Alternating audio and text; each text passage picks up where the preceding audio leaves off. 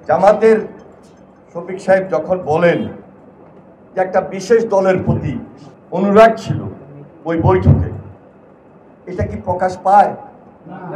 কারণ জামাতের নেতৃবৃন্দের সঙ্গে কম করে 10 বার বসেছেন, জামাতের নেতৃবৃন্দের সঙ্গে কয়েকবার আলোচনা করেছেন, এককভাবে বৈঠক করেছেন, সকল রাজনৈতিক দল নিয়ে বৈঠক করেছেন, সেখানে তো আমরা কোনো কথা বলি নাই।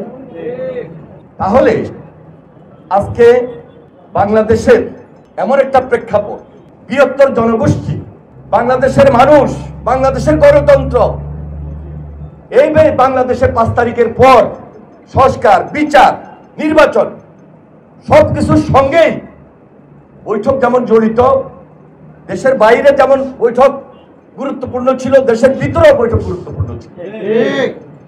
সেই বৈঠকটি তো তারেক রহমান থাকতে পারেন নাই।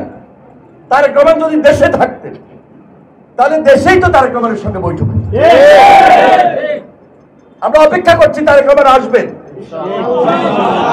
বিএনপি বড় দল, বিএনপি দায়িত্বশীল দল, বিএনপি অভিজ্ঞতা সম্পন্ন দল, বিএনপি ক্ষমতায় ছিল, বারবার ক্ষমতায় ছিল। কালকে যদি এদেশে ভোট হয়, একটা জনগণের সরকার প্রতিষ্ঠিত হবে। আমরা তো দায়িত্ব নিয়ে কথাও বলতে পারি, সেই জনগণের সরকারের নেতৃত্ব দিবেন বাংলাদেশ জাতীয়তাবাদী দল। এ ব্যাপারে কোনো সন্দেহ বাংলাদেশের মানুষ দেখে না। তবে দেখেন, আমরা বলেছি এক ব্যক্তির শাসন, একদলীয় শাসন আমরা করতে চাই না। 2014-তে আমরা নির্বাচন দেখেছি, 2018-তে আমরা নির্বাচন দেখেছি।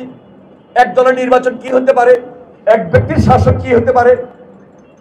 যার কারণে তারেক রহমান 2018-এর পর থেকে আমরা লক্ষ্য করেছি 31 দফা ঘোষণা করেছি যে আমরা এই দেশে কোনো সুযোগ পেলেও আমরা জাতীয় ঐক্যমত্যের সরকার গঠন করব, সবাইকে নিয়ে, বিশেষ করে যারা ফ্যাসিবাদ বিরোধী আন্দোলন আমরা একসঙ্গে ছিলাম। তিনি তার উদারতার কথা বলেছেন, তিনি তার বৃহত্তর বাংলাদেশের রাজনীতির কথা বলেছেন, গণতন্ত্রের ভিতকে শক্তিশালী করা যায় এমন কথাগুলো বলেছেন। তাহলে আজকে এই বৈঠকে কেউ কেউ দ্বিমত পোষণ করবেন, এটা আমি মনে করি গণতন্ত্রের জন্য শোভা পায় না, এটা হয় না, এটা চলে না। তাই এখনো সময় আছে। আমি মনে করি গণতন্ত্রের স্বার্থে, বৃহত্তর স্বার্থে, ক্ষুদ্র স্বার্থকে ত্যাগ করে বৃহত্তর স্বার্থের জন্য সবাইকে এক মঞ্চে, সবাইকে একটা প্রেক্ষাপটে, একটা অবস্থানে, একটা ঐক্যে, শুধু ঐক্যের ভিত্তিতে আমাদেরকে চলা উচিত।